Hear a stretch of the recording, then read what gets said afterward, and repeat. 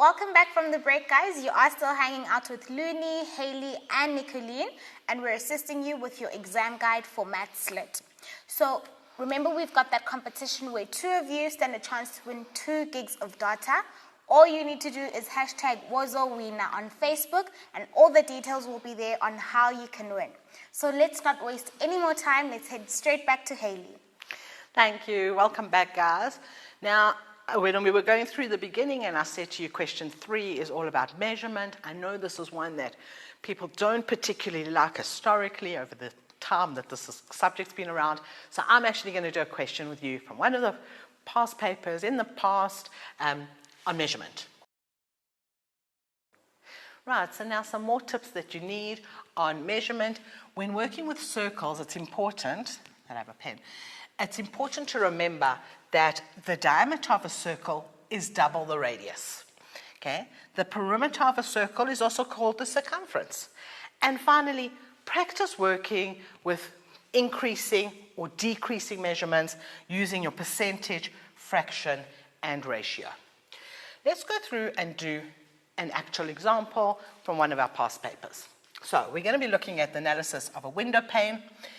While doing renovations, Tabiso decided to put 2 different types of windows into a wall.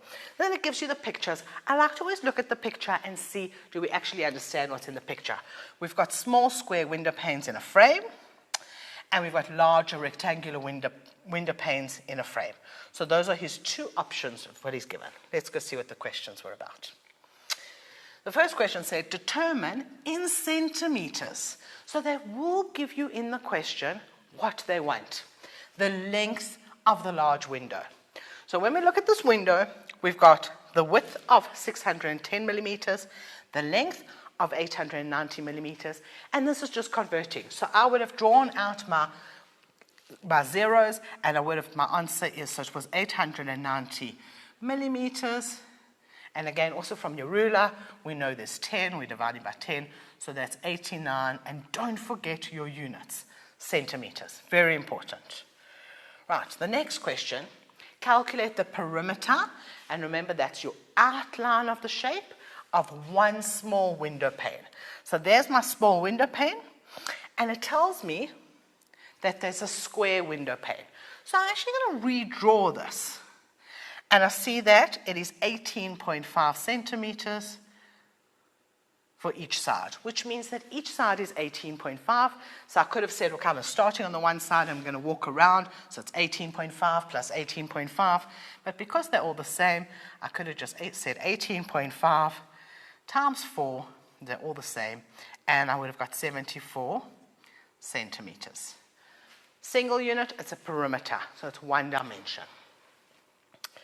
Right. Tabiso decorates the window pane by gluing glass beads along the edge of each window pane. The radius of one glass bead is 1,85 centimeters. How many glass beads will fit along the length of the small window pane? So again, I'm going to draw my picture. So I've got my window pane, and I want to put glass beads along the length of my window. Okay, so I can see now that I'm going to take the length, so my length of my window is 18.5. And I'm going to see how many glass beads can fit into that. But what's really important to note, if I take this and enlarge it, I'm looking at that part of the circle. I'm actually going to draw that part of the circle. If I draw my circle, I want to know my circles that go next to each other. I'm looking here for the diameter of the circle. So, remember I said to you that the radius was half the diameter.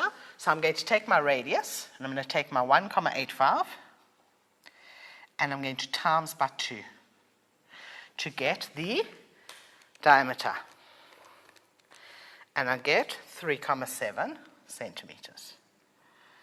So now I want to know how many can fit into my length.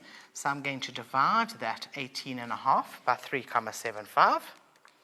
Sorry, by 3,7, and I get 5 beads. Can you see how I haven't left the answer just as 5? I've actually given a context. They asked me how many beads. It's 5 beads. Right. And then we move on to another question which said, the total width of 2 small window panes equals 3/4 of the width of 1 large window pane. Calculate the width of the large window pane.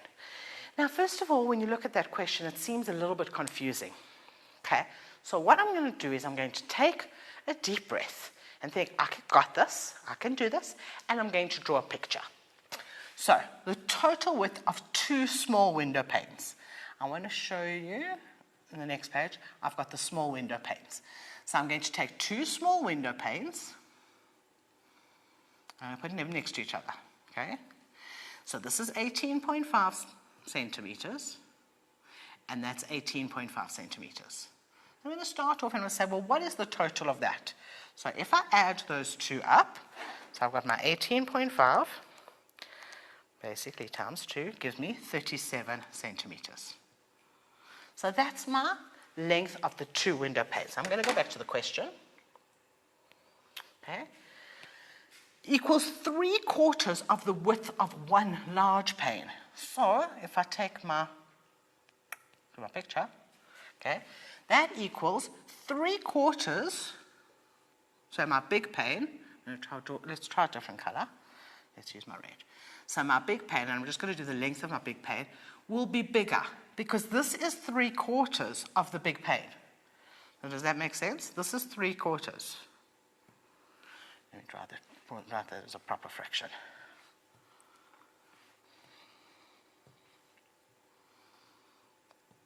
That's 3/4. So now I'm looking for a number that is bigger. So I'm going to say my 37 centimeters